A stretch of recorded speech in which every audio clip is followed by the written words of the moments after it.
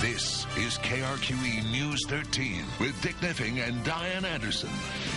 Larry Barker is one heck of an investigative reporter. He has tracked down and exposed countless crooks and pusillanimous politicians.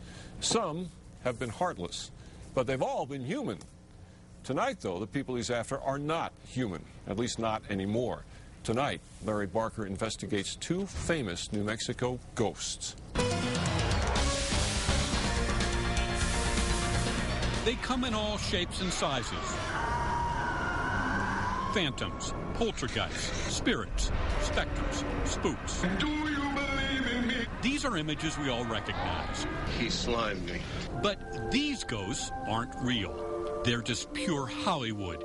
So if it's reality you want, come to Cuchillo. I couldn't ask for a better place to look for ghosts. I mean, this is awesome. If this place isn't haunted, it should be. You ever come here late at night and just sit in this room? Absolutely not. Welcome to the Old Cuchillo Bar, tucked away in the shadow of southern New Mexico's Black Range. Relics documenting its 150-year history still line the adobe walls. At different times, this place was a trading post, stagecoach stop, hotel, post office, frontier saloon.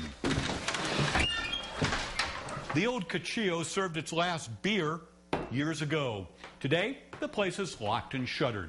Only the antique furnishings remain. Now, during the day, this is just an old building. But stand here after dark, late at night, and that's when locals say things go bump in the night. I have so many unexplainable things happen that I have to believe it's haunted. Josh Bond owns the Old Cuchillo. A male's voice has been heard in this room several times, and I believe it to be an old cowboy that's sort of taken over this room. I've heard voices, I've heard things fall, I've heard a lot of whistling coming from the bar area. There are rattling doorknobs, shadowy figures, and cabinets that mysteriously unlatch. Professional ghost hunters say they have evidence this place is haunted. If the group has, in fact, scientifically proven paranormal activity, this needs to be, in the New York Times, because this is the first time in history it's ever happened. Ben Radford is managing editor of the scientific journal, The Skeptical Inquirer. He spent 10 years investigating the paranormal. I can't come into this place and say there's definitely not a ghost here, because there might be. But nor, for example, can the ghost hunters credibly come in here and say, for a fact, this place is haunted. And then there are the audio recordings that ghost hunters say are the voices of Old Cuchillo's poltergeists. Do you wish to communicate with us? Are you the cowboy? This whole thing of the ghosts communicating through knocks and raps and murmurs and whispers, it's silly. I mean, come on. If the ghosts are here, they should be able to show themselves far better than this. Now, not all ghosts are anonymous spirits. The spook that supposedly haunts Albuquerque's Kimo Theater actually has a name. He's 6-year-old Bobby Darnell. It just seems to be sort of a mischievous little spirit. Little Bobby was killed in an explosion at the Kimo in 1951. As the story goes, 35 years later, Bobby reappeared.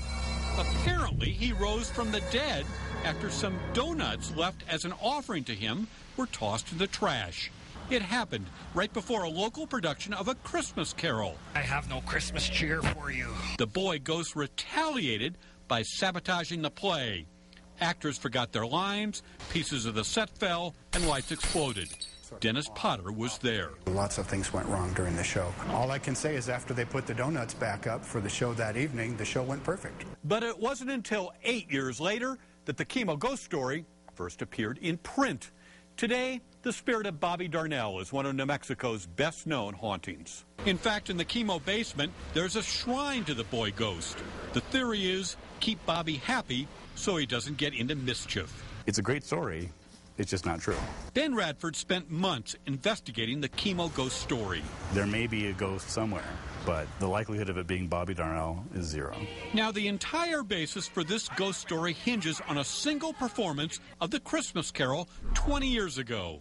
The problem is, the only person who remembers it as a disaster is Dennis Potter. The director doesn't remember it, the other cast and crew don't remember it, nobody else remembers it. What you conclude from that is that it didn't happen.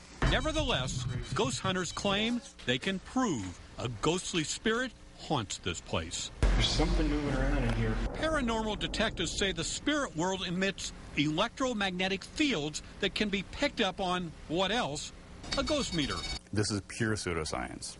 There's not a shred of evidence that this detects ghosts at all, yet this is one of the main pieces of equipment that ghost hunters use. Where'd the ghost hunters get that this is going to detect a ghost?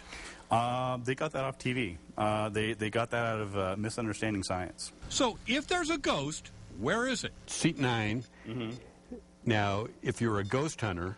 If you're a ghost hunter, you're going to suspect that this might be evidence of a ghost. Now, unless little Bobby Darnell's spirit is hiding in this electrical outlet underneath the seat, it's probably not evidence of a ghost. If ghosts want us to be aware of their presence, they could do a hell of a lot better job than this. I love ghost stories. Ghost stories are great, but you need to make a distinction between a story and what's real. Ben Radford isn't saying these places aren't haunted. However, he does say there's no evidence of it. What's it going to take for Ben Radford to say, I just saw the Kimo ghost? I want to see a ghost come up to me personally and say boo. Something more than what I'm being given. Something more than just stories. Larry Barker, KRQE News 13.